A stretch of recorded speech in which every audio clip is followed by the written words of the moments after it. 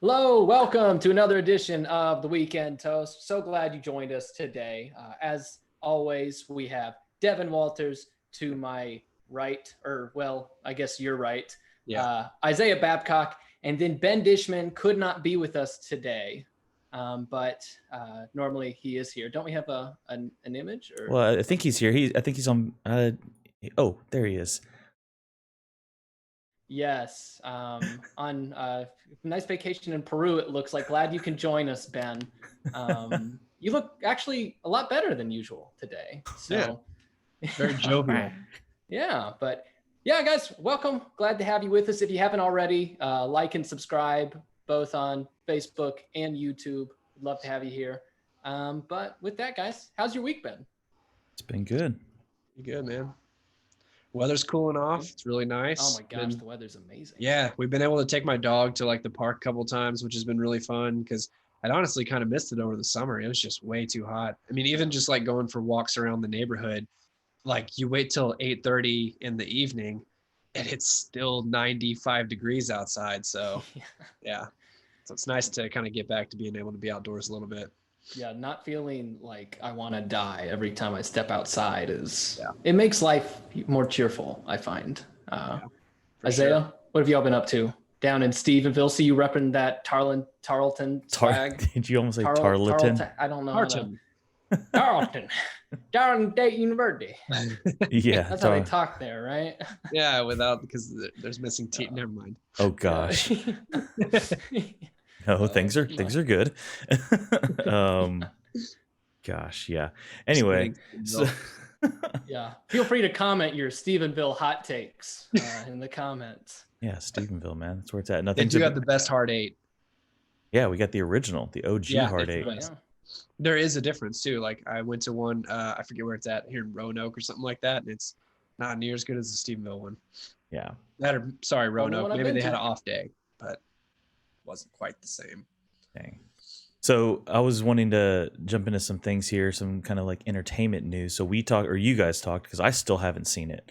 You still haven't seen it, man? Dude, I've been busy. We'll avoid spoilers. Nah, whatever. I mean, the movie's out way too long at this point. Yeah. I mean, I've already watched videos it's not about. necessary to bring up spoilers. No, but here's the thing: is there's an article. Screen Rant came out with an article. Let me see. I've got it pulled up here. This article came out 17 hours ago, so yesterday, talking about which one was the biggest or the bigger box office success, because there were some like misreports that came out early on about like supposedly Mulan like making $261 million in the first 21 days or 12 days, which was false. It was more like 60 to 90 million.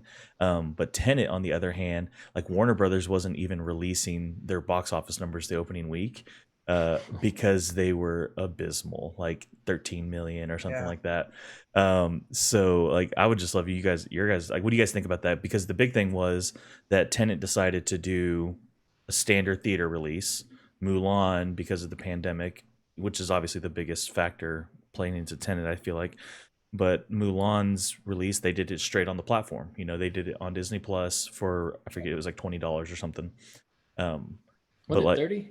I don't know. I didn't buy it. 30, yeah, it was I feel like that's your answer right there, though. It was like, but I mean, so just like, I guess the conversation is probably less about which movie is better, and just like, what do you guys think about like, do you think this will play any into movies moving forward, whether there's a pandemic or not? Like, if people are willing, were people only willing to buy the movie because we're in a pandemic?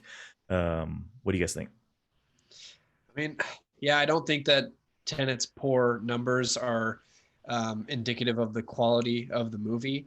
I think, given normal time, it probably would have, it would have done at least as well as most of the other Nolan films. Maybe not quite as good as like, The Dark Knight and stuff like that. But I think it probably would have done as well as like Inception and Interstellar did. But yeah, no, when I went and saw it, we went and saw it opening night, and we were like one of like maybe 4 other people in the theater. I think it's just people aren't quite ready, I guess. The majority of people aren't ready to get back out and go do that. And then, yeah, with Mulan being available just to stream from your couch, I mean, probably a smart move on their part. Tenet probably should have done the same. But I will say this. if Tenet had given us the option to stream it at home or watch it at the theater, I think I still would have gone to the theater just because I really enjoyed the theater experience, especially for a movie like a Nolan film where you've got the bass and, the surrounding sound of the theater and all that stuff, Yeah. So. Well, and with Mulan, you had a built-in family demographic. So like the $30, like, I mean, I didn't know if I was going to see Mulan anyway. It's not my cup of tea necessarily, but I wasn't going to spend $30 on it. But if you're, depending where you live, if you're a family of 4 or 5, that actually might come out to a pretty good deal. Yeah, and you stay home and you don't buy movie theater popcorn and all that. So it may not be that it's best for every movie to do that. But one of the things, like when I went and saw Tenet, I was actually part of a group who rented out the theater, and we only got 20 seats. So first of all, being able to rent out the theater with a big release like this, probably not, kind of shows you there's not a whole lot of interest, because if this movie released a year ago, nobody's renting a private theater for this. The demand's too high. Yeah. Not to mention how expensive it would probably be. So a part of this, or go ahead, Josh. Oh, but with that is what I was saying is we could only have 20 people in, and it wasn't a huge theater, but I think it was technically 50% capacity, maybe a little more. Mm-hmm. So if you have capacity limitations, and that's where here in Texas where theaters are open, there's still a lot of places theaters aren't open. So maybe the theater model right now, until everything's open, and really until everything is, until we're past the social distancing phase of this, right? How viable is it to open in theaters? Ben, what do you think? No, I'm just kidding. No, so I was coming through here just to get some of the more stats. So what it was is that like Warner Brothers initially reported that Tenet grossed $20.2 million in its opening weekend, but it was later revealed that they included previews and extended Labor Day weekend in that. Collider went through, dug into the numbers. Really, they opened to about 9.5 million. Yeah, still beat Mulan in China though. Well, so so the thing is though, like international ticket sales though have really given like after a month of being out, they're at 250 million now, primarily because of international ticket sales. Mulan, on the other hand, like obviously, yes sir. I think my wife, she's pregnant, she might be throwing up, so. Oh yeah, you take care of that. Yeah. Godspeed. Let's go ahead and just in case. Yeah. But it was crazy because so they, the Mulan, it ended up closer to like a 64 or 92 because it's really hard to like measure sales, on something like that. But it was like Forbes estimated that would have been the equivalent of like 186 million in the opening box office. Now Tenet has definitely taken the edge at this point, like a month in. But I don't know, like just that idea, like you brought up something that I thought about was like, that was $30. That's the reason I didn't get it, because I was like, I don't care to watch it too much. I'm definitely not paying $30 for a movie ticket. But I didn't think about like, well, that could have been 10 people, right. Or 5 people or a whole family. I think there's something there to potentially sway movies in their release, assuming there's no pandemic or anything going on. Like, maybe it's a movie that you didn't put as much money into, or you don't want to put a ton of marketing into, but because essentially you get a steal, that people will buy a $30 movie for you on top of their platform that you already pay for. Which I don't know if you could do a $30 movie though that's not got the family demographic built into it, because like nobody's bringing all their kids to Tenet, right? So I don't see, like, if Tenet was just an at-home release, I don't see them getting away with $30, because even if individuals got together, I mean, how often is that really going to happen? Now, I do think it needs to be, they'd have to do it more expensive than a typical movie theater ticket, because there will inevitably be the same people watching for the same purchase, but I don't think you can rely on that like you could with a movie like Mulan, where it's family movie night. But now, of course, this is all speculation. No, for sure. But like, can you imagine if something like the New Mutants, which Disney was just ready to get rid of, like throw that sucker out there for $10? How many more people might have watched? Like, I would have watched it at home for $10. I still haven't. I wouldn't have gone to the theater to see it. Yeah, now like with the New Mutants, that's been like in like. That was like handed off like garbage bin. Yeah, for sure. Yeah, right? Disney finally got a hold of it after it was shifted like 4 times in the hands of like Fox and stuff like that. They finally got a hold of it. and so they just tossed it out there. But like nonetheless, I didn't go see it because I didn't care about it too much. But I might have seen it if it was only $10 in my house. But Ronaldo said that Elder Offil, you have great insight. Oh man, thank you, Ronaldo. I just for anybody who's like, what does that mean? Just don't worry about it. That's funny.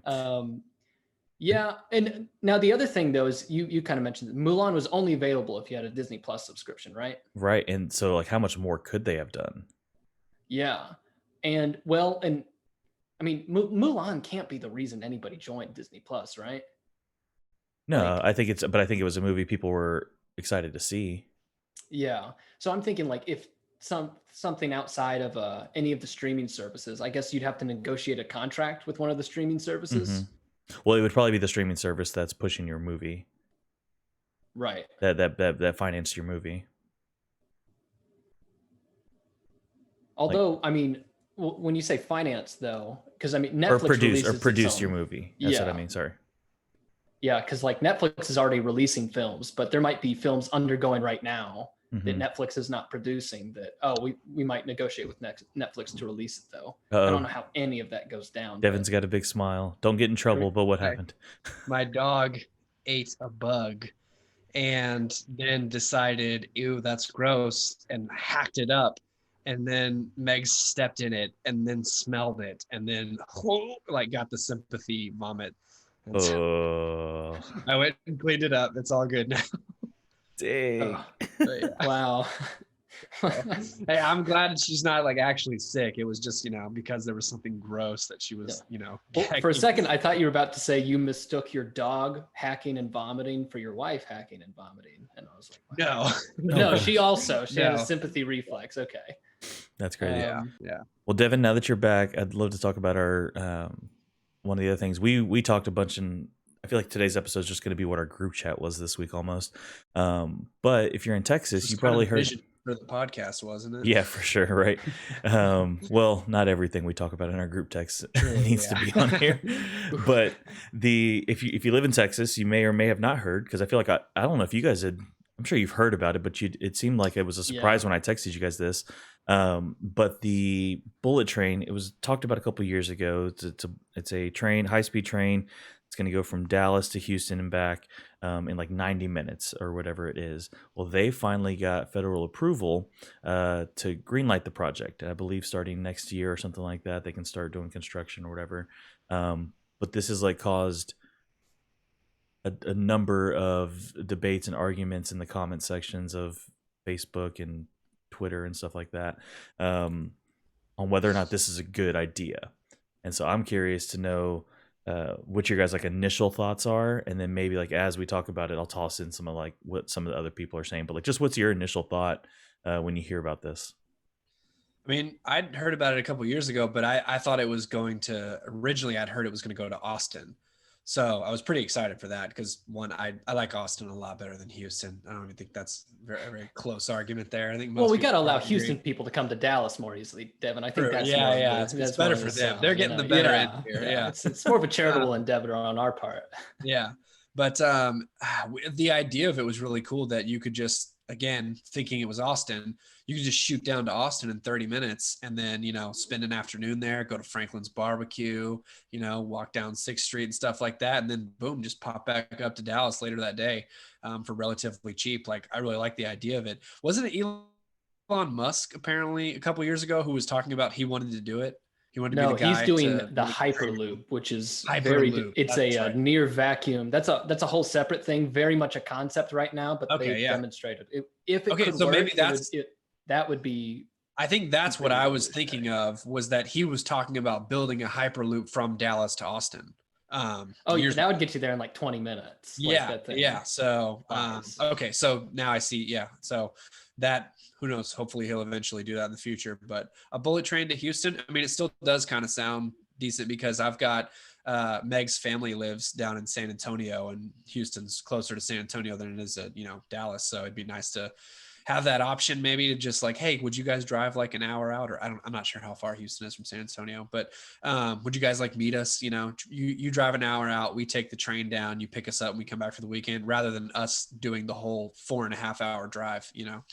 So, yeah. But so for me, there's aspects about this that I'm hesitant about, but there were other things that also made me feel a lot better about it. So typically, America's experience with high-speed rail has been a disaster. If you follow anything that's going on in California with they're supposed to have an LA to San Francisco rail. It's been over 10 years. It's nice. I ballooned up to $60 billion. It will now go the speed of standard rail. The guy who pushed for the passing of it is actually the biggest advocate against it now, because it's got caught up with a bunch of union, come through my city, go through this city, use this union, that union, so we can all make money off of it. And so it's an utter disaster. Now, I knew that wouldn't go on in Texas just because that's not, it's a different political situation here.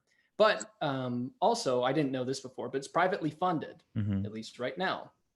And so they got federal approval to start building.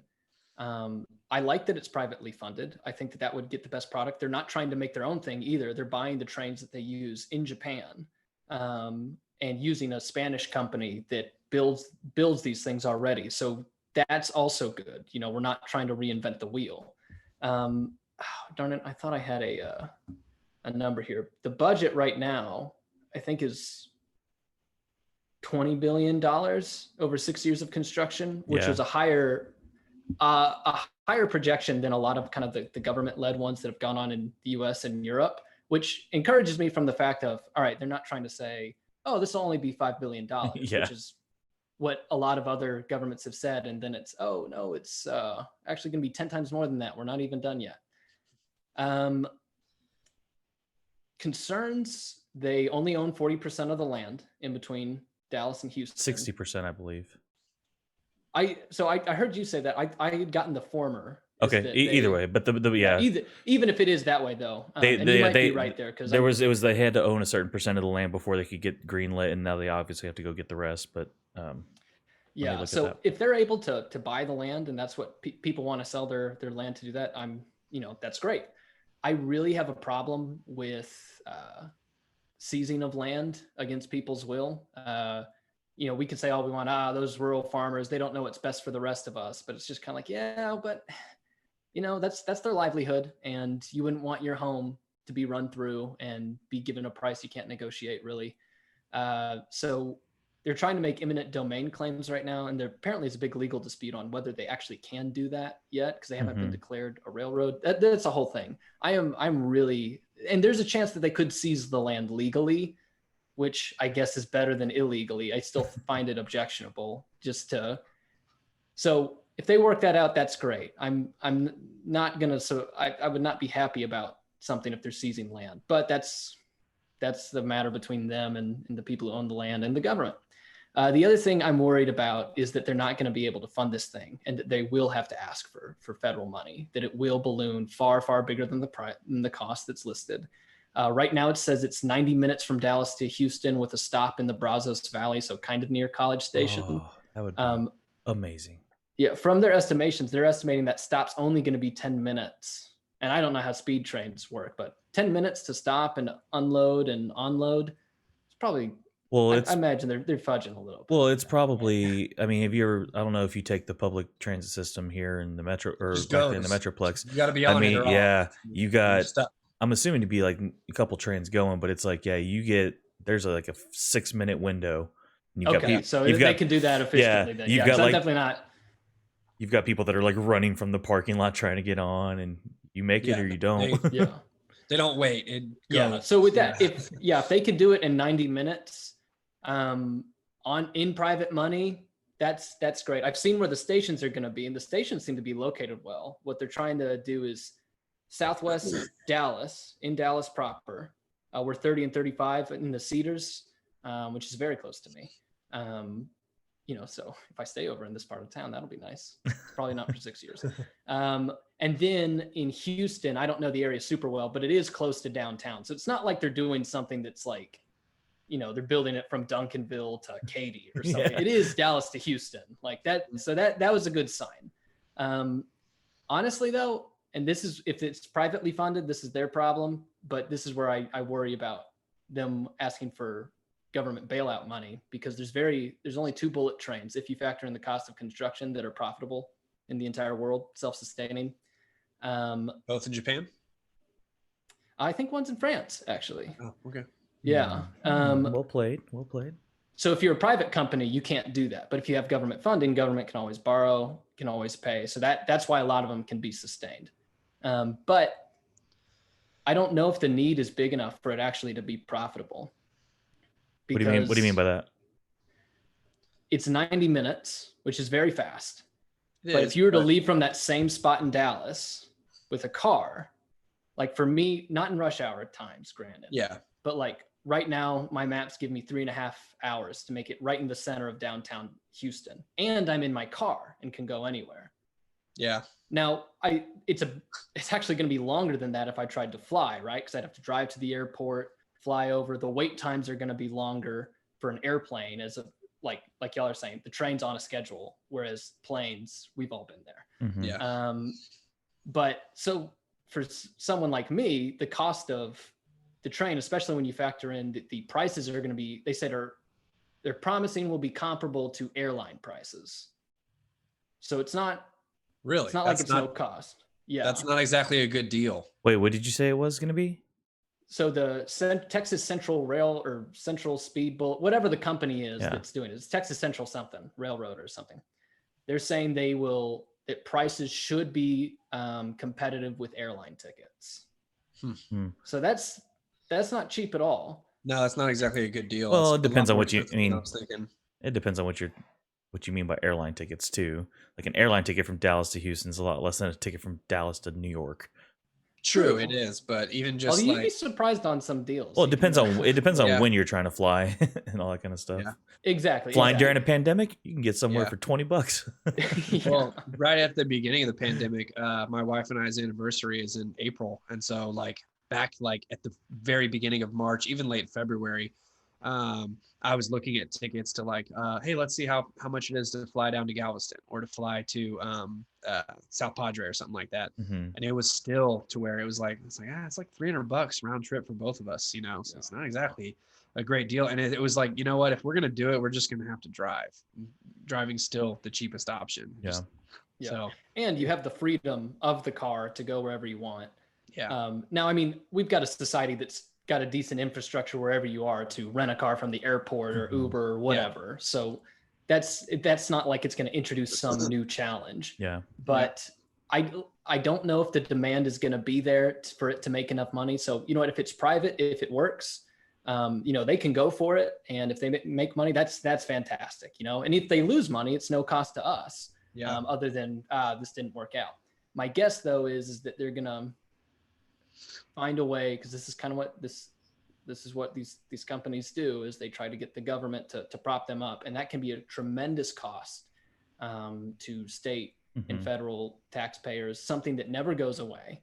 And if it's something like my worst case scenario is that it's underused to where they have to have major bailout money. They end up seizing a bunch of private land against people's will.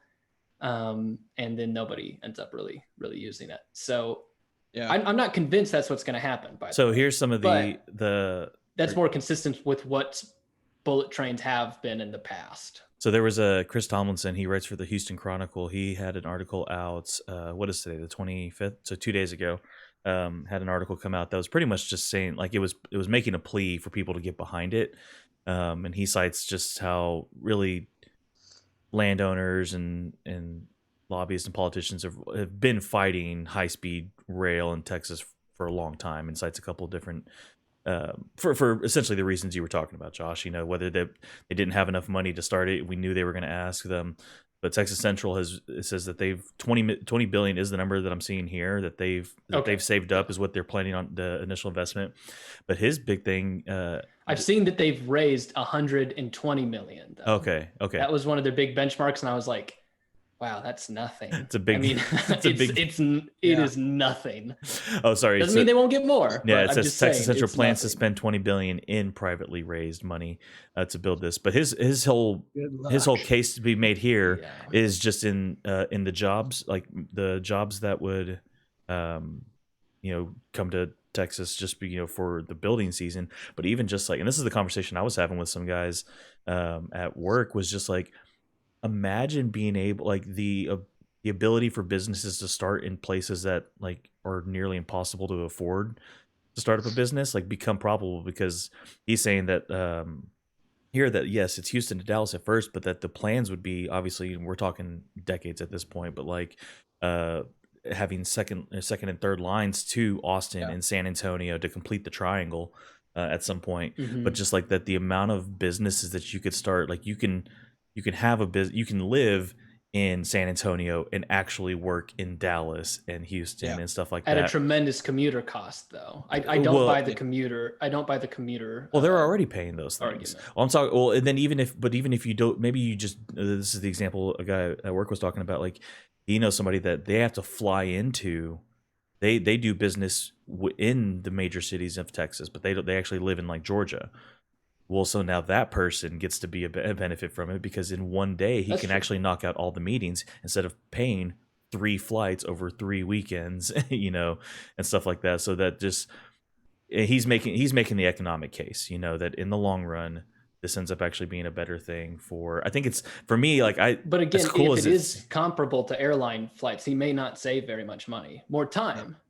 Well, but time, I mean, time is very, very valuable for sure. I think that's the biggest thing, is like just this all becomes a time thing. And I would say, like, you'd be surprised the amount of money companies shell out for commuter costs already. Like, that's true. That's true. And so I don't know. It's appealing I just don't to know me. if that's actually enough to build an infrastructure around where the stations will be.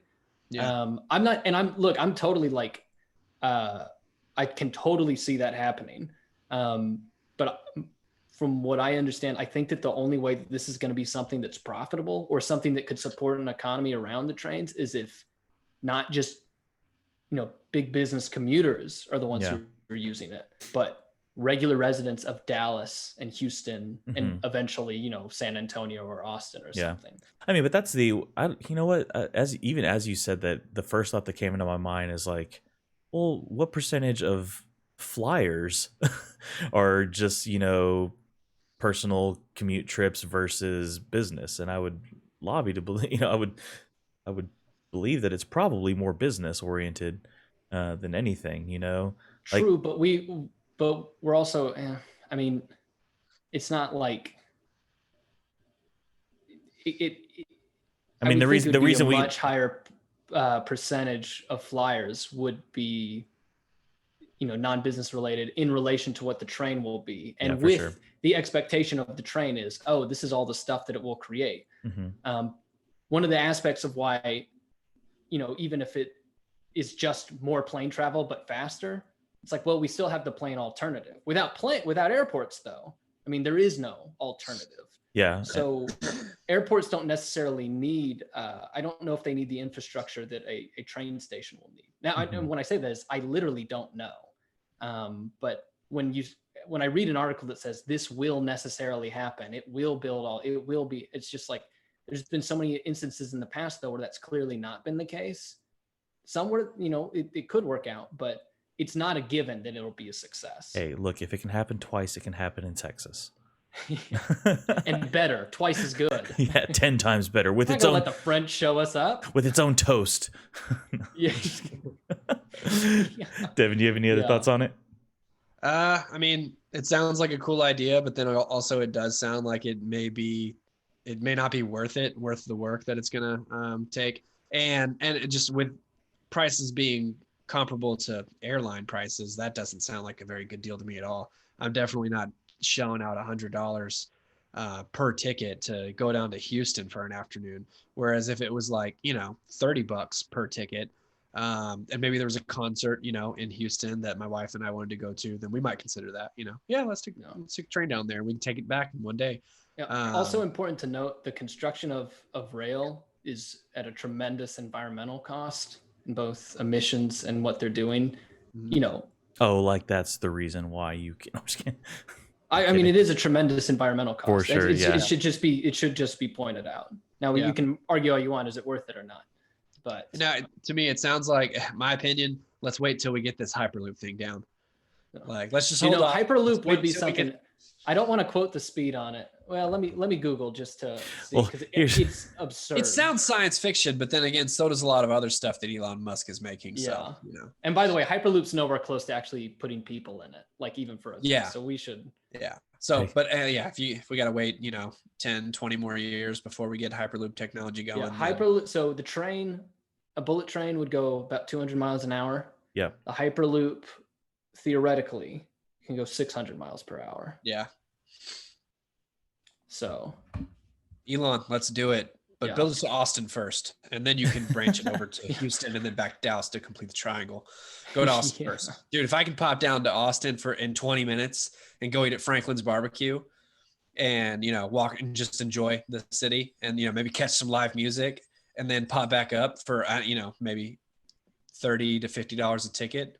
Heck yeah, I'll do that. I think for me, like I get in that mindset where I ask first, if this existed and it could be successful, would I want it to exist? And the answer to that is 100% yes. Yeah. Then it's like, okay, now it's probability. Will it work? Will it won't not work? What are the consequences? And so I'm for it. I would love for this to succeed. Because I anticipate in some form or whether or not I live in Texas in the next 6 years, like I would at least visit because of family and get to ride the bullet train. Like that'd be sweet. That's another aspect too, is if you're ever, like looking for, a job and stuff like that, it really does expand your market because, obviously everybody doesn't want to leave friends and family and, when the right opportunity comes along, sometimes you just got to, but it would be really cool knowing like, oh, wow, if I got like a job in Houston, you could still live in the Metroplex. Yeah. Or I could, choose to move down there and it wouldn't be very difficult at all to pop up on a Saturday and, go to my mom's, Last thing I said, so like I used to work for Park Place. I think Ken Snister just recently sold most of his dealerships, but they owned a lot of the luxury dealerships in the Metroplex. And we had, anyway, long story short, I had a friend that like did the similar thing down in Houston, and he had to move his whole entire family there. Well, he ended up actually moving down there, working for one of the Mercedes dealerships in Sugar Land, and like, for 2 years later, they had to move back, and it was like, oh, he could have. And he knew it was temporary is what I was getting at. It was going to be a temporary thing, but he could have stayed here and then just kept taking that train. But again, it's all that stuff. Mm-hmm. A lot of money for sure. And speaking of money, we've got some billionaires that have grown. Not us, though. No, not us. No, none of us. God, no. In case you're wondering. Yeah. These guys could have funded the thing from the beginning if they wanted to. But the Relevant magazine, so they had reported a headline that said U.S. billionaires, Devin, you sent this to us, U.S. billionaires have grown $845 billion richer since the pandemic started. Now, digging into that, they're citing a Business Insider study, an article that came out saying that they had grown. It's like 29% increase for U.S. billionaires in the first 6 months of the pandemic. And so it wasn't just a random thing they pulled out from the sky. Like this is legitimate as far as the numbers go. They said, let me see here. U.S. billionaires have seen their wealth jump by 29%, $845 billion. Elon Musk is now worth $92 billion. That's a 273% leap from where he was at before the pandemic. Jeff Bezos is worth $73 billion more now than he was when the pandemic started, with $113 billion is where he's at currently. And so those are the two guys, obviously, that I feel like we think of when we hear U.S. billionaires. But we got into this conversation the other day. Is that a problem? Like you see things on the, because also in the news is the fact that we're still fighting over whether or not we should get another stimulus check, and all the people that have lost their jobs and closed their businesses, and there's a case to be made on both sides, and I would love to hear you guys just kind of highlight those, give your opinions, and just in light of this story about billionaires getting richer. I mean, I use Amazon all the time. Like I love the things. If I could own a Tesla, I would. What do you guys think? Is there a problem watching guys like this just get that much richer in a time when a lot of other people are struggling. You want to lead off, Deb, or? Sure. Yeah. I think there is, well, I think they're both like, I'm not going to blame, obviously I use Amazon almost every day as well. And so I'm all for Jeff Bezos just getting richer and richer and richer. Now, the problem is that, he apparently didn't have to pay any taxes last year. And the tax rate for the super wealthy has continued to, it's been, it was cut back in like the late 80s by Reagan. And then it's kind of, it's fluctuated a little bit, but it's mostly stayed the same since then. And most people are against, well, most conservatives at least, and especially the Republican Party, are against raising the tax rates on these super rich. And they don't think that's a viable option. They don't think that's good for the economy long term. And I disagree. I think that it would free up tremendous amounts of money that these guys clearly would not even miss. I mean, they wouldn't even know that it's gone. And it could be used for a variety of things. But the big thing to me is that the wealth gap is just getting wider. It seems like since the late 80s, the poor have gotten poorer, the rich have gotten richer, and the middle class is slowly dissolving. Yeah, so there's a few problems with that. First of all, Jeff Bezos paid more taxes last year than the four of us combined will probably make throughout the course of our lives. You've probably seen Amazon did not pay taxes as a corporation last year, which is because the corporate tax, which is on average for the European Union, it used to be higher than any country in Europe significantly, but we're at the same average of what we tax our corporations as Europe on average does. Corporate tax only does corporate profit. Amazon has funneled all of that money into research and development, stuff that they're paying into their own company. Now, you could get into a whole debate on what do corporate taxes actually do, because what you do is you tax their profit, you tax them for paying their own people, you tax them for buying everything they do. At a certain point, it's, what are we doing here? That's another discussion, I'll admit that. But Amazon didn't pay corporate taxes because they're funneling all that into the company. That is not necessarily gains. That's not necessarily enriching. It's a tremendous risk. And when you pool all of your profit back into the company, you might end up making something that nobody buys. Now, Amazon's got pretty good at what they do. But the point with that is Jeff Bezos paid an extraordinary amount of taxes, 37% of his income, whatever that is. Amazon's public, so we can actually look at their numbers. Now, when you see $845 billion in growth, that's to net worth. That has a lot to do with the stocks in these people's companies. So if you ever seen I remember a few years ago, like Mark Zuckerberg loses $1 billion. Well, Facebook lost $1 billion in stock value. It could go up just as quickly, but it's not like Mark Zuckerberg had a big vault and all of a sudden the bank was like, oh, nope, time to go. We lost all this money. It's the same thing in gaming. If Jeff Bezos sold all of his property and everything that was accumulated in value and made it liquid assets, he would have that $73 billion that he gained apparently this year. That's not the case. They're not talking liquid assets. That stuff could go down just as quick. So it's not even necessarily that money has gone from other people's pockets into them. Saying that, though, the stock has gone up so much because we're all using these companies more than ever. I mean, we're producing recording a podcast on Zoom, putting it out on Facebook and YouTube using equipment that, at least for me, is 100% bought by Amazon. Yeah. And I think everybody watching this is using all these companies, and their life would be worse off if we didn't have these companies going on right now. And as far as everything we're doing right here, just filming and stuff, this is all free. It's no dollars out of our pocket. But I'm happily paying for the stuff that I order from Amazon. There's probably a lot of us towards the beginning of the pandemic, maybe even right now, happily paid for Amazon to deliver your groceries because you didn't want to go out. It's still kind of scary, but especially at the beginning when none of us had any idea of what was going on, using that a lot. So the point is, we're all using these companies. We're buying their products. We have, not because, we owe it to them, but because we all decided as individuals that, this is better for me if I put my money down on this. Now, as far as the tax cuts and that kind of thing, first of all, generally conservatives are against raising taxes on anybody. Don't raise taxes on, it hurts productivity for everybody. But when you do it, especially on corporations, which again, different than individuals, very, very hurtful to the growth and building of corporations. a couple stats that you actually got wrong there, Devin. You mentioned that the rich are getting richer and the poor are getting poorer. The rich are getting richer, but the poor are getting much, much richer. And this actually has a lot to do with your comments on the dissolving of the middle class. Because if we go by the Census Bureau back in 1967, this is how they do low income, middle income, high income. It's $0 to $35,000, low income. This is for a household. Middle income, 35 to 100,000. High income is over 100,000.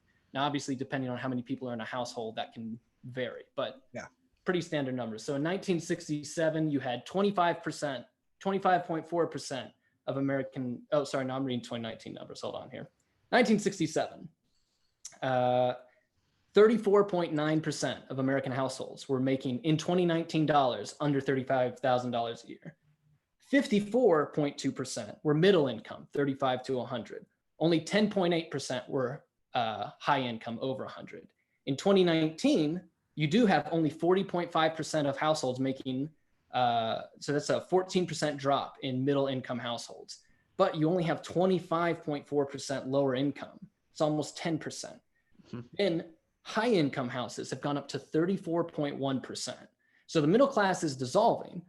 So is the lower income households, but they're all moving up. So it's not a problem of, there is a bigger rich between the richest and the poorest, but it's not because the poor are getting poor. In fact, they're getting increasingly richer. And this is true around the world, by the way. If you study, or if you look at absolute poverty, which is like living off $1 a day, that was the name of the game for humankind forever until the last 40 years. So economic growth has gone everywhere. There's never been, you'll hear the opposite of this all the time, but it just doesn't show up in the numbers. Economic mobility has never been a more real possibility anywhere in the world at any time than the United States. We'll say pre-COVID. Obviously, COVID right now has put a crimp in this, but it's nothing that we're not going to eventually get over. Well, let me ask you a question about some of that, Josh. Is like, is those numbers that you had, those windows for low, medium, you said they haven't moved. No, they've moved. Like the actual dollar amount. Yeah, the brackets it's still 35 and under. Right, in 2019 dollars, yes. What do you mean by that? So like for the 1967, like it's adjusted for inflation, right? Yeah. So like back then, I don't know what that, it would have been like $5,000 a year for household income. I don't know the numbers, but I have some different numbers here, and this is maybe just an argument of data. So in 2019, the Federal Reserve did a study that showed that since 1989, billionaires have seen a $21 trillion increase in their wealth, while the bottom 50% has seen a $900 billion drop in their wealth. So in 1989, the billionaires in America had a combined $8.4 trillion. The bottom 50% of Americans had $0.7 trillion. So this is 2018, my bad, not 2019. 2018, and obviously it's gone up since then because it's been steadily growing, and then the pandemic has obviously exacerbated things. But in 2018, the total that billionaires in America had was $29.5 trillion. So it went from 8.4 to 29.5, while the bottom 50% went from 0.7 to negative 0.2 trillion, meaning the bottom 50% isn't even positive anymore because everybody is in debt. And so I see that as a major problem. And just, I'm only 30 years old, but it seems like it's really hard to get ahead financially. It seems like it's getting increasingly difficult because here I am at 30 years old and I make more money than I've ever made in my life. And yet I'm not that much further ahead than I was even 5 years ago because rent just keeps going up, health insurance just keeps going up, and the cost of living in general keeps going up. And I'm not blaming the billionaires for that. But I am saying, like, my biggest thing is I don't think 37% is enough when you start getting into those numbers of $1 billion, because we talked about it earlier with the train.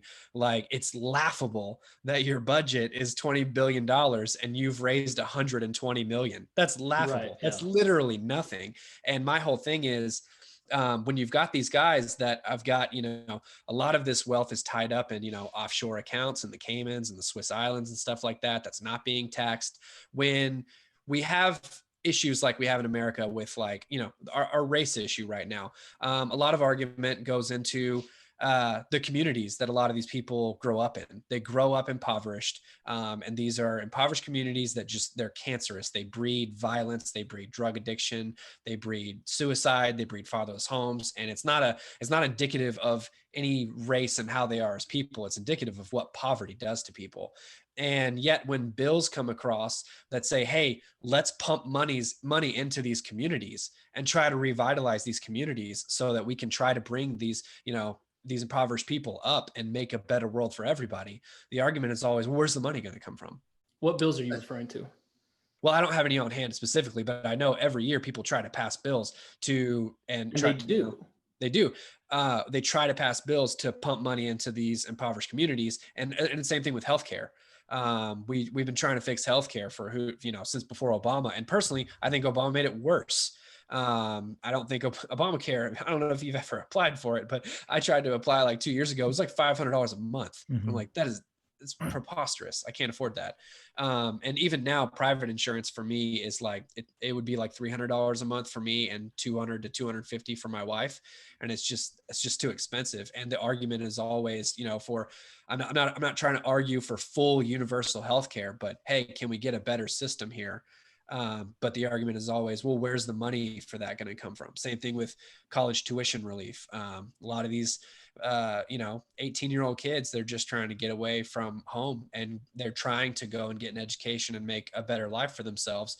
And they sign some, Sally Mae loan at 18 years old, and they don't really understand interest rates. They don't, and some of them have poor, which the government will always fund, but will not let them default on. Yeah, exactly. Like you can declare bankruptcy and you still can't get out of your student loan. And it takes people 30 years or more to pay off, $50,000. And some people have hundreds of thousands of dollars in student debt, including doctors. And doctors make a good living. So you're hoping, I guess, they eventually pay it off. But when it's like, man, we're talking about somebody who is $100,000 in debt from their college tuition, or let's say worse, let's say they get in a wreck and they really get messed up and they're in a coma for a couple of weeks and they rack up $80,000, $100,000 in medical debt.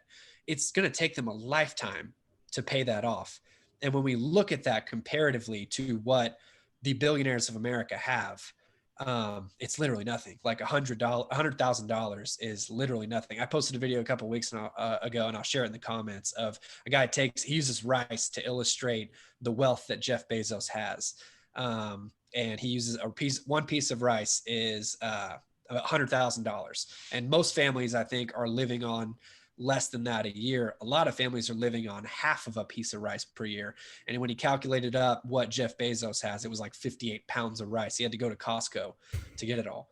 And again, I'm not against, like, I'm for capitalism. I'm for guys like Jeff Bezos coming out with amazing companies like Amazon that has completely transformed the way that we live our lives. And I think we would all say largely for the better. It's so convenient. I mean, it's just so much better than what we had before. But I'm also for being responsible to your community and being responsible to the system that allowed you to accumulate such an extreme amount of wealth.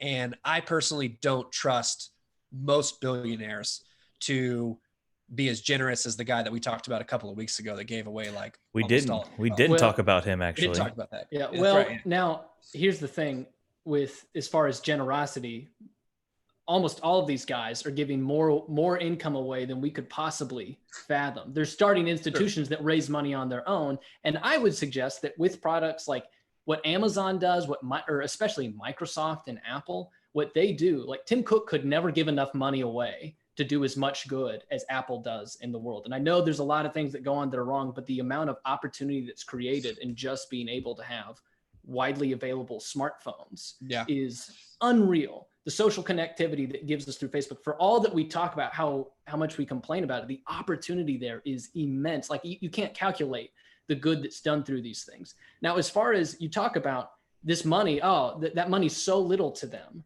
Well, for one person, for 1,000 people, you're right. It is so little. But 60% of our federal budget, which is $4.4 trillion, 60% of that is in wealth redistribution. That's $2.7 trillion that already do that. If you were to take, this is a little hard to calculate, but if you took the 100% of the yearly income of the 1%, you would not be able to pay off student loan debt that exists in this country right now. That's if you take everything from 1 year. So money does literally run out. And when you talk about the grain of rice metaphor, they're using Jeff Bezos's net wealth. So if he completely liquidated Amazon, yes, that is true. But is it still true that he only takes an $80,000 salary every year? They reported that last year that he only takes like an $84,000 salary a year personally. Like that's his only paycheck from them. I doubt that because he bought $145 million house in California. That's what brought that out to light, was like clearly money's elsewhere. But again, I have no idea how that works. But all that being said, is we literally couldn't fund everything that we want to talk about funding just with the billionaires' money with the wealth of the 1%. Certainly not just the billionaires.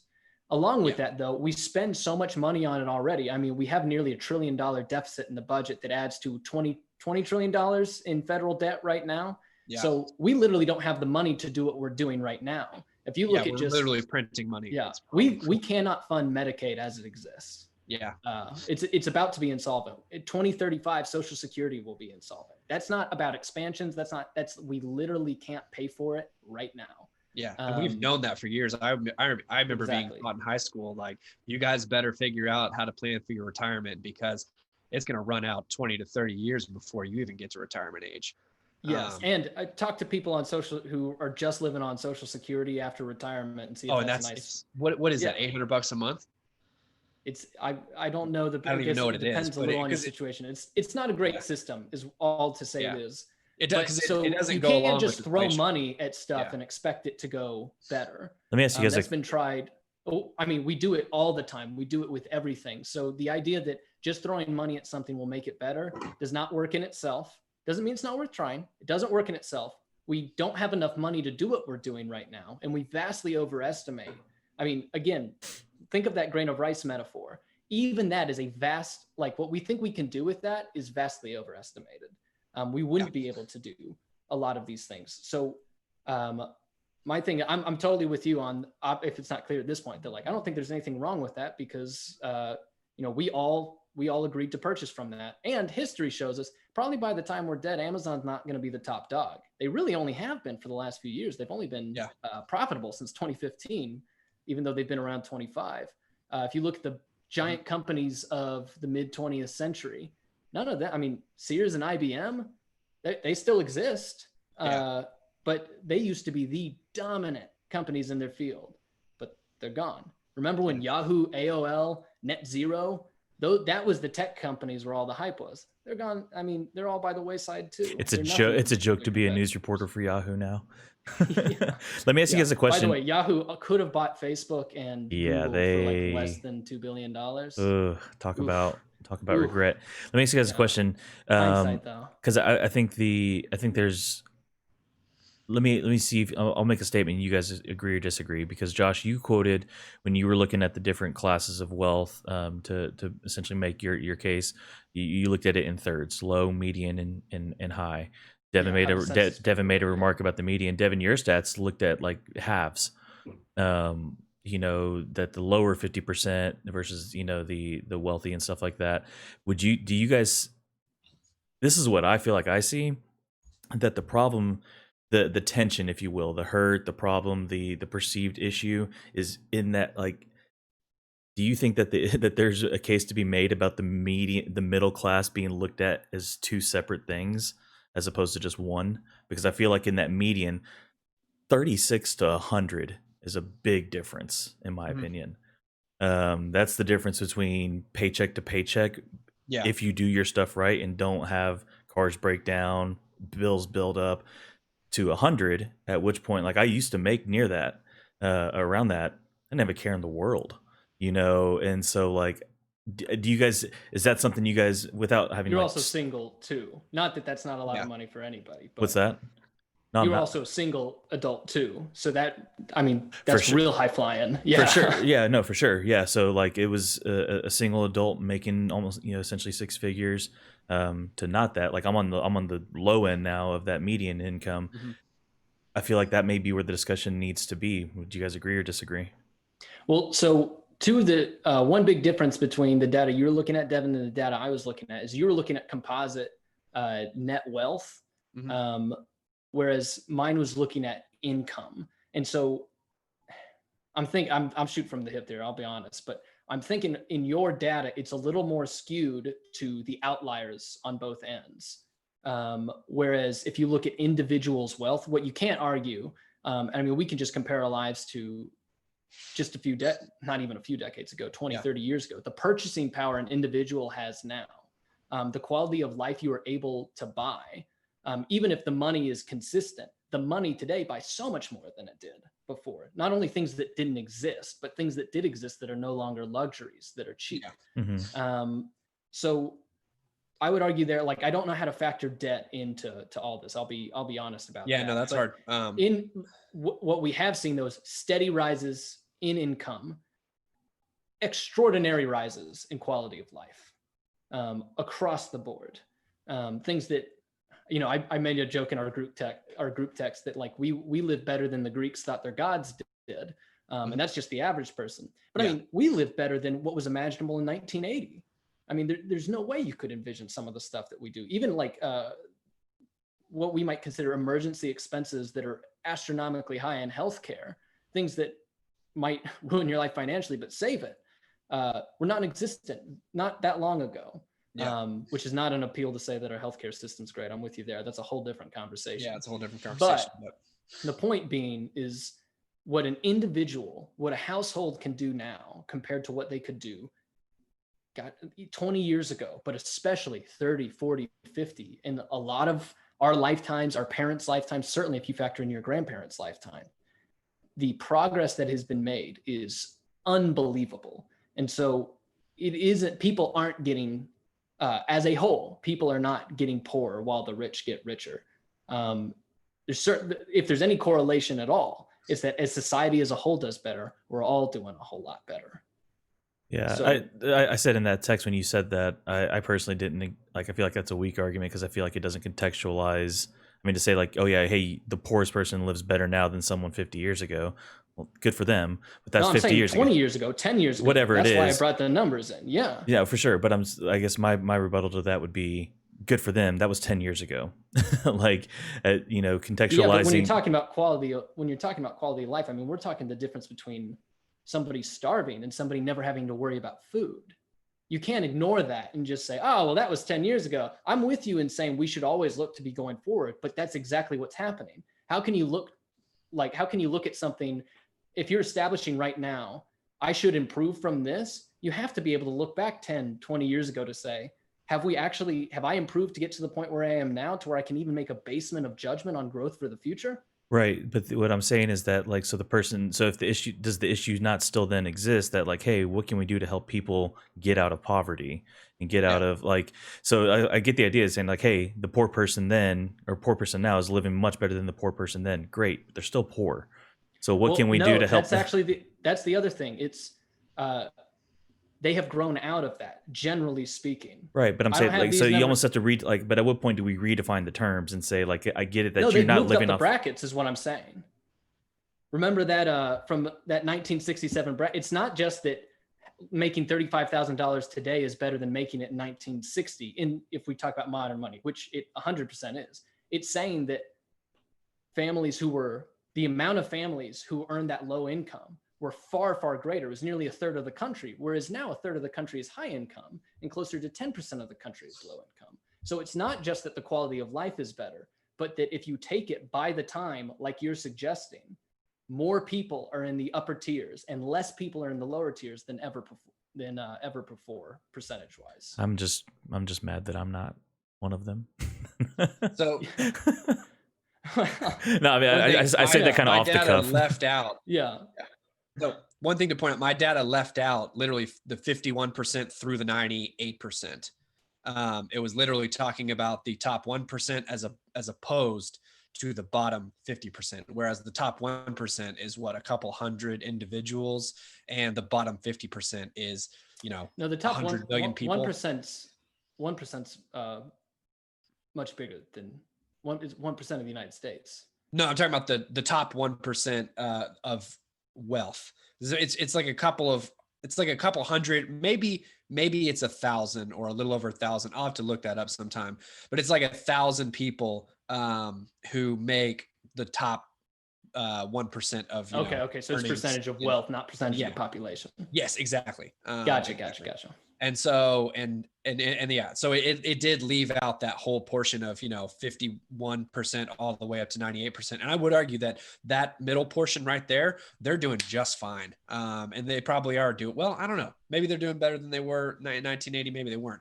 I kind of agree with you with what you were saying about, 35,000. Well, no, I don't, because man, in 1960, like buying a house and going to college was a lot more doable than it is now. Like that's true. The interest rates and stuff. I mean, people talk about, oh, I worked a summer job and I put myself through Stanford in 4 years. And now that's like, I work a full-time job and can't pay. Those are two very specific areas. Those are two very specific areas. Yeah. Life in general, though, it's not the case. We have more stuff for sure. We have iPhones, we have, TVs, more and like better. Yeah. Yes. And we have better quality products and better stuff. But most people are not in any type of position to start their own business or move on buying a house. Most people will never be in the position to start their own business, and it's not economic wise. Well, and most people will never be in the position to buy a house, which I see as a problem, like to buy a house and to own it someday and stop making payments on it. And I see that as a problem that is fixable. And to bring in something that I think is totally related with the stuff lately about police reform and stuff, and everybody's trying to defund the police. And I totally disagree with that. I'm very much I'm very much for these conversations of racial injustice. And I do think systemic racism is something that exists. But I think that defunding the police is just going to make it worse. And I think we've talked about this before where Jocko Willink, his idea on the stuff that, no, if anything, we need to put more money into policing because we need to, one, you pump more money into it, you boost their salaries up, it's going to attract better candidates. And you're going to be able to weed out some of the guys who don't really need to be there. But also you're going to be able to provide better training. You're going to be able to, like he talked about, police officers should train 20% of the time every single month. So that's like 2 shifts out of every month you spend not on the street, but just training. And he had some really great ideas on how do we create a better police force that's more equipped to de-escalate situations and bring some of this, these shootings that we're seeing all the time, bring those numbers down and eradicate some of the culture that has popped up in certain police departments. And it's going to take more money to do that. And again, here we are with the same argument. I bet you could rearrange some bucks with some police departments. Sure. Yeah. And again, like it's, there's plenty of departments out there that are probably great departments, but it just takes that one bad apple to kind of, poison the whole well. Well, and the argument there is, where does the money come from to do this, to do this wide wholesale police reform? It's going to take a lot of money to do this. And I think the money's there if you want to bring the tax brackets up and for billionaires or for people who make, over 100 million annually, let's say that, if you want to bring that up from 37 to 50%, that's going to create a lot of money. It's not going to get us nearly as, I don't think that could pay for Jocko Willink's police reforms across the country. I don't think it'd even be close. You don't think first of all, I think a hard number to calculate what that would be, but you don't think like a couple $100 billion would be enough to do that? And that would just be from 1 year of taxes. Oh, you could do that. I mean, in a number of places, but at the cost of what? So here's a couple things I'm thinking. First of all, I don't think, and I think this is so clearly shown, and you can really look at more in your local governments if you really want to find, not just the federal, but putting more money into something does not necessarily mean making something better or or fixing a problem. It For does sure, not if there's equal not that. Like I said, accountability on we how the spend money's spent, then 60% of the revenue that goes to the federal government is already redistributed. We already spend most of our money do this, and we talk about, well, why don't we spend money doing this? It's so unnoticeable to us, the impact that it's making, which it is making a bigger impact than maybe we realize. I don't know if that's necessarily for the good. Again, another conversation, but it's unnoticeable enough to where we can say, why isn't there more being done? It's like, if you increase the top income bracket earners percentage, and if you, let's say we just did it for the billionaires, right? Because the top bracket, I think, if you're a single adult, is like $600,000. That's different than what Jeff Bezos has got going on. Yeah. So I'm thinking that's what you're thinking, is push that even farther down. The amount of money that'll generate. First of all, what has been shown in the past is what will happen is you'll probably have a net loss in revenue because they'll start hiding more of it. That's what happened back in the 20s. That's what's happened in California when they raised their income. They've actually lost revenue in raising taxes because either people leave or they start hiding it elsewhere, opening up branches in other places. That's the whole problem there. So I don't think it'll necessarily. How do we fix these guys finding these? How do we fix tax fraud? And some of it's not even fraud. Some of it's just stupid little loopholes that they're being allowed. And it's like, but at the same time, it's again, letting them hide their money in offshore accounts and stuff like that. But clearly the money that we spend doesn't necessarily make these dramatic impacts. And that's with the $1 trillion deficit. Yeah. So what we're talking about is dramatically increasing things through revenue streams that are not nearly as big as we think, towards purposes that I don't think will necessarily be solved. Now, I think that some police departments might actually be better if you cut the budget. That's not a defund the police statement. It's just saying I'm not taking it for granted that everybody's spending the money how they should be. Because typically, if it's a government, if you looked at the specific budget for any kind of government entity whatsoever, it would blow your mind. Like, you spend how much on what? Yeah. So here's the part where I do agree with you on this. Not necessarily going to fix things. I do agree with you on this because the revenue's non-existent. Because how did we get $20 trillion in debt anyway? Our government has no accountability for spending, and the money that they take out of our pockets every single year, I'm going to go very Ron Swanson here, is just wasted and stolen and put into, and just, it. Yeah. So you want to do more of that? I just want to. No. So that's where this gets really complicated, where I agree pumping more money into it is not going to solve it, because it's going to take just wide scale reform, because I think, and the only things I can come up with that are like, term limits and getting rid of lobbyists and stuff that are able to, I hate that a tobacco company is able to give somebody campaigning for government, they can just be like, hey, here's $20 million for your campaign. When you get there though, I've got a couple ideas or I've got a couple things that, as long as you don't do this. The lobbyists, people have an image that lobbyists do much more than they do. And they're way more influential. If that were the case, I feel like Planned Parenthood would have some Republican senators in their pocket, and the NRA would have the equivalent in the Democratic Party. If lobbyists were so influential, they wouldn't match up ideologically. Maybe, but like the whole, on this note with lobbyists and stuff, did y'all hear about the whole Roundup thing like a couple months ago? They're getting sued because they're causing cancer and stuff in kids. Did you hear about that? The weed killer? Yeah. Did you hear about this, Isaiah? I did not. I didn't hear it. Okay. So Roundup's getting sued because they found out that it totally causes cancer, and they've known that it causes cancer for a long time. And Roundup has actually been banned for years in Europe and basically every other nation in the world. But Roundup is not banned here yet, and it's purely for political reasons. It's because these guys have enough money to say, wait, hey. So when my mom, when I was like in high school, sent me out to the yard with this poison thing, and she said it's, quote, Roundup on steroids. Yeah, that's probably bad. Wait, you're talking about the plant? Get checked out for that? Yeah. You're talking about the or the herbicide, like the stuff that's in my garage right now. Yeah, no, that like it hopefully totally bottled up safely. Yeah. That's debatable. Let me look up what the chemical's called. Do you breathe it in, or is it like, does it get on your skin? I mean, it does a great job at killing weeds. Yeah, I think it's breathing it in. My mom always prided herself on having the most potent weed killer that wasn't like the stuff you saw commercials for. I'm just getting a little jittery over here. I don't. What report did you get this from? Oh, this is a big deal. I mean, there's it's like glycinophosphate. That's the chemical that's in it. But that just sounds evil. Dude, I've already heard ads on the radio for like, if you have contracted cancer due to, exposure to Roundup or whatever, you may be entitled to compensation. Like they're already pumping out the class action lawsuits and stuff. But my point is that it's the chemical that's in Roundup has been banned from Europe and other nations for years, but it continues to remain unbanned in the United States purely for political reasons. They know that it causes cancer, but they're trying to rake in those profits while they can. And I see that as a major problem that we need to get rid of.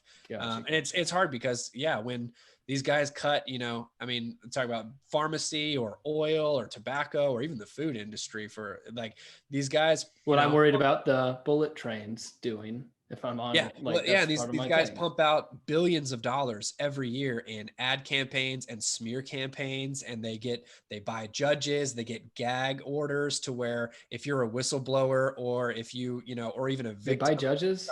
You have evidence that they buy judges? Yeah, you can find that with big pharmacy stuff on gag orders. Like I'm shooting from the hip here, but I know I've seen this stuff before where there's like gag orders to where if you they use against victims and they use against whistleblowers who worked at that company and are trying to expose like, hey guys, this does cause cancer. They've got gag orders to where if you talk about it, you go to prison. And so it's pretty corrupt stuff there. So I don't know what the ultimate solution for this is, but I think term limits would certainly help. I think getting rid of lobbyists or at least limiting the power that they're able to purchase would help, because when you're able to take out a $200 million ad campaign that says, says whatever you want it to say or smear your opponent who's suing you, and tie up these people so long in courts that they go bankrupt and lose anyway. It's really sad. But no, I do agree that just pumping money into stuff with the current system of government that we have is not gonna change anything. That money's gonna be spent. So, my bad. Ben, did you have anything? Awesome. Ben, is that where is he? That's hilarious. In Peru. I guess to the final point on that is I feel really like pessimistic about this ever getting solved. Mainly just because which one, the billionaire thing or the Roundup? Yeah, or just government in general. It's like I see it going corrupt ways in both directions, whether it's the left or the right. You don't have a messiah figure up for election in November? What's wrong with you? Yeah. The irony is that like both of you guys, it's funny watching your pessimism in whatever we talk about. Like whether it's that there's no way we could actually increase never mind. Actually, economically, I thought my argument was pretty optimistic. Things have been getting better. And yes, times right now are, I think for reasons we all understand, are incredibly troubling. No, for me, it's funny. We are still on the spike of development of every single kind of prosperity. Yeah, but but that's right after you pretty much were pessimistic about a train that would make it that much better. Actually working out. That's just based off I'm totally joking with you. I'm totally joking with you guys that like the guy that's like life keeps getting better, but I don't think that's gonna work. And then Devin's like, really, I want that, but then we got to fix everything else first by putting it's just I'm joking. I don't think my final say you should not fear that the richest people are making that much more money, because it's not, we don't live with one big economic pie. It's that's a myth that exists, that if they have this percentage, then that's that much less for us. No, it grows. We've created so much wealth. We're continuing to create wealth. Everything, for broadly speaking, is getting better. And so there are things that we can do to make that even better. And I personally think that if anybody out there with out of the way, anybody out there with a big piece of pie wants to sponsor the Weekend Toast, I'm really hungry now. Would you? Yeah. Hey, let me ask you guys this. I do want us to talk about this briefly before we head off, because it is important, and it is a time thing. We talked about this. We were going to talk about this last week. Voter registration day was the 22nd. It's an election year. what we've talked about. I feel like we joke about it a lot of times, whether like your vote matters or it doesn't matter. And I think that the encouragement that I would give anybody is yes, to vote, to be educated, and all that kind of stuff. But let's talk about that for a second. At the end, or I'll put in the comments where you can go to register to vote. But what do you guys think about voting? Like, is it important? Is it not important? Does it depend? What do you think? Well, as to whether it matters, nothing matters. So, whatever floats your fancy. Just bringing that pessimism back. Just kidding. Things matter. That was the first chapter of Ecclesiastes, by the way. I didn't get to 12. So I want to say, and I do, voting does matter, but not as much as I think people hope it does. At least not in its current form, because I like all of the elections that I have voted in have been so polarized that this is so pivotal. Like America, as you know it, could constantly be an existential changed. crisis. Yeah. And really, I'm like, it really hasn't changed that much aside from the pandemic, which is, which has really shaken things up. Before that, whether it was, Clinton when I was a kid in the 90s or Bush in the 2000s over to Obama, which I remember when I was a senior in high school. And when Obama won the election, there were kids that wore black to school the next day. And everybody's like, oh, hey, black president, you're wearing black. And they were like, no, I'm mourning the death of our nation. And I was like, yikes. Woo. Like, okay. And really it was like, and I know a lot of people saw Obama getting into office is really, really bad. And I just remember noticing over that, that 8-year span that it's like stuff didn't really change that much. And then, Trump getting into office, it's like, this is a different time, obviously, with the pandemic. And it's like things did change. Some things got really exacerbated, like, racial issues and stuff like that. But as far as just kind of a history of that. Yeah. But as far as our day-to-day lives, it's like not really a whole lot changed. And so I kind of almost want to believe the same going into this, but yeah, so I don't know. Again, I'm pessimistic though that our vote matters, because it seems like most of these people campaign for what's going to get them elected, and they get into office and they don't deliver. And then the whole being a career politician thing, like I think one of the best arguments against like Joe Biden, it's a silly meme. And I hate political memes because I think they're really uneducated. And I think they inform people's opinions way more than they should. But one of them especially if they're funny. Yeah. Yeah. No. And one of the funny ones that I saw is a man who's been in government for 50 years wants to, says, if you don't elect him to fix the government. It's like, wait, what? You've been part of the problem for 50 years, and now all of a sudden you're the solution. It's a good quip. Josh, what do you think? Yeah.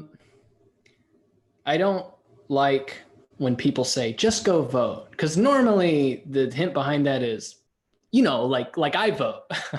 Go vote, unless it's not for me. Like, whenever you see, like, politicians are the worst. What matters is that you get out and vote, because that's the only way we're going to fix things. It's like, well, you mean if they vote for you? I mean, you don't really want them to just go vote for whoever they think. You want it to be you. Yeah. You hope it's you that they're thinking of.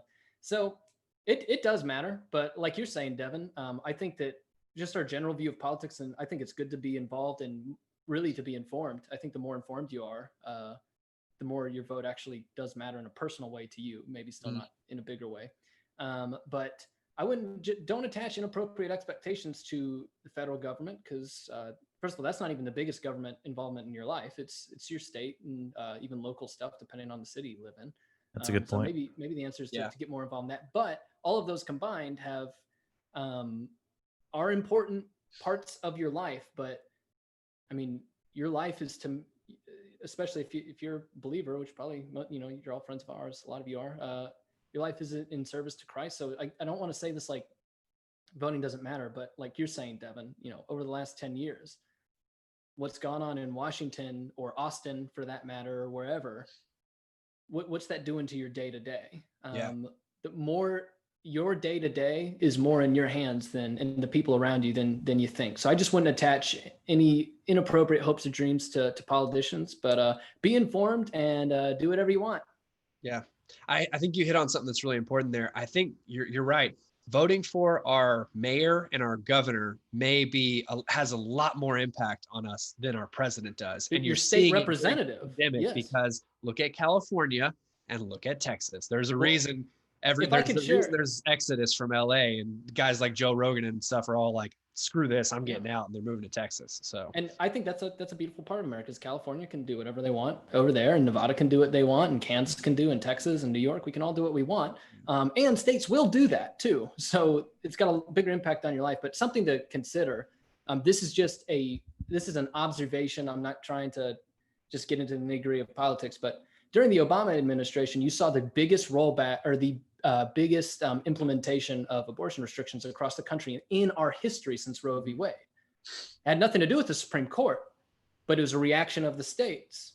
Yeah. And so the point of that is not just, I'm not saying let's all celebrate or hate it or whatever. My point is that as we put so much in Washington, an issue that a lot of people care about actually had nothing to do with Washington and was a reaction against it out of Washington's power. Mm-hmm. So that's I think a really, really great example of saying there's a lot more going on in your 300-mile radius. Yeah, I mean, I'd say it a different way. I think 2,000-mile radius. I would say it a different way. I think, Josh, is that like to think that whoever we elect as the president is going to be the person like that decides the outcomes of our daily lives and the things that we're passionate about. A lot less likely. You know, how many promises have presidents in the past made of I'm going to do this, I'm going to make this happen? Nope. Hey, how many our last 3 presidents, 4 presidents now. Terms or people? Double terms. People. Talking about people, not just terms. At one point, they had control. Their party had control of obviously the presidency, but the Senate and the House. Yeah. It happens every time, and we say, oh well, if we get them all, and it's like, go for that. That's great, but like don't get your hopes up, because every time we're 4 years later, you're going to be talking that again. Well, we wasted our opportunity last time, but if we do it again, and it's just like, what do you think is going to happen? Well, I would say that, or go ahead, Devin. Yeah, so voting definitely does matter, but I think you guys are right. Like, it matters a lot more at your local level. Like, it's going to have a lot more impact on your life than, at the federal level. But at the same time, I just generally don't have a whole lot of faith in either party or our political system as a whole to really accomplish a lot of the stuff that we want to see.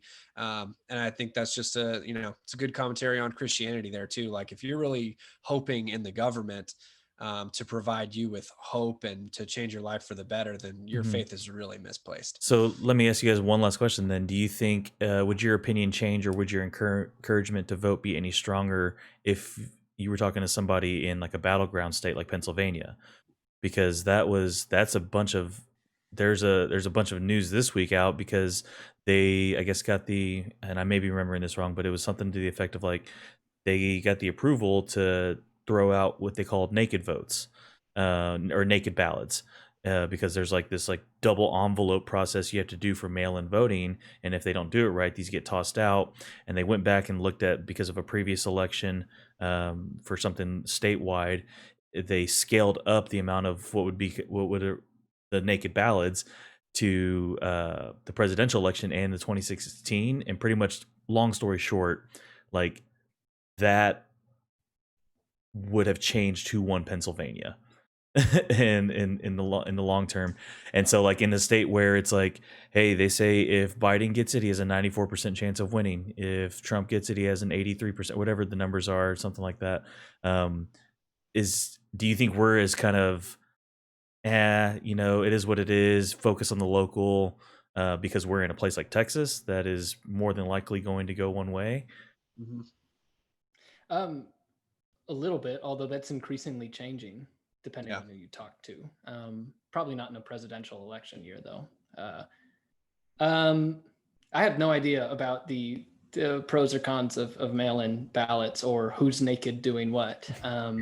No, my question is would you do you think our kind of agreed vibe about this is because we're in a state like Texas as opposed to a place where it's like, no, that thing goes one way or the other every time we do this? Yeah, I can see that, because Texas most of the time is going to go red, and so even if you are going to vote blue, you probably don't even get out to the booth because it's kind of a hopeless effort. But I mean, it is a gradual shift, and Austin and the cities. I don't know. I think a Democrat has more motivation voting in Texas right now. Maybe, to swing it. I don't. Just because there's kind of so you're saying I got a chance.